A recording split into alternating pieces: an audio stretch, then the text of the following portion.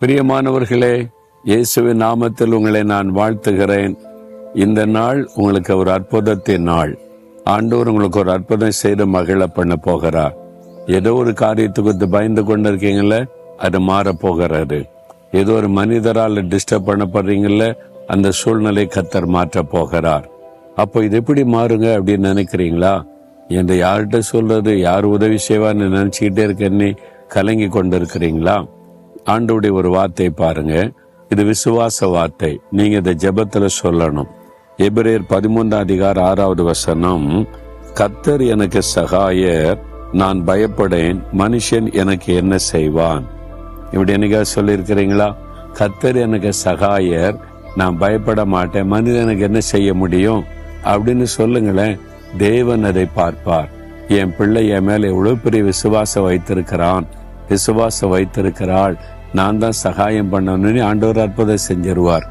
அப்போ நான் இது மாதிரி சொல்லியிருக்கிறேன். சில சமயம் மனிதரால் ரொம்ப நெருக்கம், பயமுறுத்தப்படுவோம், நெருக்கப்படுவோம், டிஸ்டர்ப் பண்ணப்படுவோம்ல.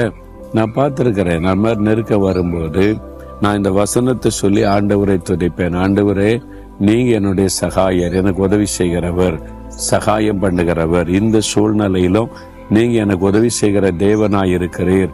நான் பயப்பட மாட்டேன். மனுஷன் எனக்கு என்ன செஞ்சிட முடியும்?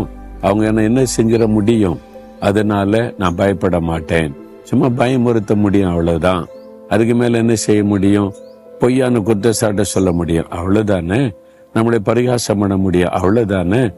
எனக்கு அதுக்கு மேல அவங்க என்ன செஞ்சிட முடியும்? நான் பயப்பட மாட்டேன் ஆண்டவரே.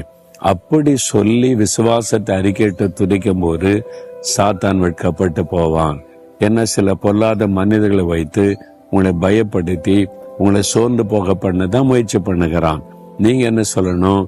பிசாசே, நான் பயப்பட மாட்டேன், கர்த்தர் எனக்கு சகாயர், அதனால நான் மனுஷருடைய காரியத்துக்கு பயப்பட மாட்டேன், அவர் எனக்கு உதவி செய்வார்.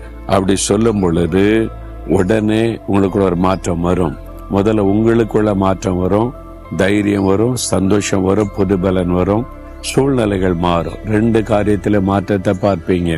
இன்னைக்கு நீங்க சொல்லணும், இதயத்துல கை வைத்து, கர்த்தாவே, நீங்க எனக்கு சகாயர், அதனால நான் பயப்பட மாட்டேன். இந்த சூழ்நிலை கண்டு, இந்த மனிதர்களுடைய பயமுறுத்தலை கண்டு நான் பயப்பட மாட்டேன்.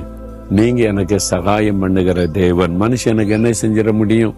நீங்க என் கூட இருக்கும்போது மனுஷன் என்ன பண்ணிட முடியும்? என் தலையின் மயிரை கூட நீங்க எண்ணி வச்சிருக்கீங்க. என் தலையின் மயிரை குறித்த எவ்வளவு அக்கறையா இருந்தா என் மீது உங்களுக்கு எவ்வளவு அக்கறை இருக்கும்? ஒருத்தர் ஒண்ணு செய்ய. அப்படி சொல்லுங்க. உங்க விசுவாசத்தை ஆண்டவர் பாப்பார். என்னுடைய மகன், மகள் என் மேல எவ்வளவு விசுவாசம் வைத்திருக்கிறான்னு உடனே வைராக்கியமா கர்த்தர் இறங்குவார்.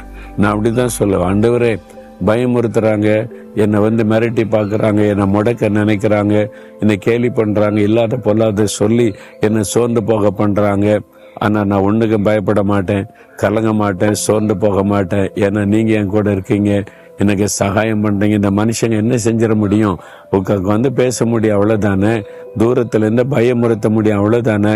அதுக்கு மேல என்ன செஞ்சிட முடியும்? நீங்க எனக்கு இருக்கிறீங்க அப்படின்னு துதிக்க ஆரம்பிச்ச உடனே உள்ளத்துல ஒரு மாற்றம் வரும், சூழ்நிலையில் ஒரு மாற்றம் வரும், பெரிய அற்புதத்தை பார்ப்பீங்க. சொல்றீங்களா? இதயத்துல கை வைத்து, தேவனே, கர்த்தாவே, நீர் எனக்கு சகாயர், நான் பயப்பட மாட்டேன்.